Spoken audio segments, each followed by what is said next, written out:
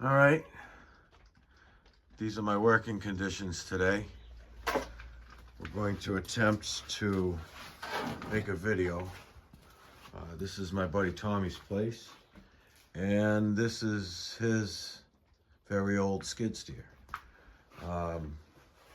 There's currently no wiring. Well, I mean, there's wiring in it, but there's currently no useful wiring in it, and that's what we're here for.